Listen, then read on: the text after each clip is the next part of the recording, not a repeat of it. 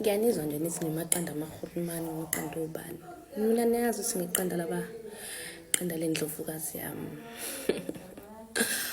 Umamkhulu uMseleku uMacele. Engapheli imandla. Hello everyone, welcome back and thank you so much for joining me. Go bontšha o kare sne o humana lerato le leng gore di tieletše go tswa go Mmamkhulu Macele ka ge e le gore ka fitlhela matšatši o phela a bolela ka mokgwa e leng gore o mo rata ka gona, a bolela ka mokgwa e leng gore o mo hlokomela ka gona, o a mo šireletša ebile o kgona go mmontšha ditsela tše dintšhi. Gape se sengwe se thabišang ke gore re bone sne a posta ngwana gagwe a re ngwanaka go bontšha gore sne matšatšinyana o ithata kudu ka gobane o rata bana ba e leng gore ke ba gagwe, o ba fa lerato le e leng gore ne ba ntše ba le hloka. Ke kgale mola re baba Mseleku o phela a lebeletše sebinti, o phela a emelela mpumelelo ka le bana ba gagwe, o posta bana ba mpumelelo gomme šwale o kgona go kwešiša. Ke thabela gore sne o thomile go kwešiša gore bophelo ka re ke eng, o te tshwaretše ebile o swaretše le ba e leng gore ba kile ba mo kweša bohloko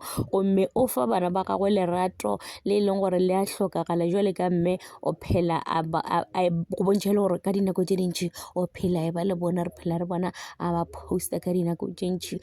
Soon go ra gore re tla be re mmona a tšwela pele, go na le business e leng gore le yena wa yaga ka ge e le gore Mmamkhulu Macele o kgauswi le yena gore mohlho mongwe ka ge e le gore o theeletše yena a katla ka se sengwe se se botse a mmotša gomme sene Mseleku a feleletša e le gore le yena wa tšwelela ka ge e le gore ke kgalala re e le baba Mseleku yena lerato ga ke le bone le e leng gore o le fa bana baka mara gane jwale gore dilo ga di sa le ka mokgwa e leng gore di ka gona go bontšha ge gore baba Mseleku le yena o tlo mo fa lerato le e leng gore wa le tlhoka ka ge e le gore o tla ba bona gore sne wa ithata ka ge e le gore Mseleku o boletše gore ge sne a ka thoma a ithata pele le yena o tlo bontšha lerato go yena. Gomme re re halala sne Mseleku, motho ko go tšhentšha, motho ko go gola.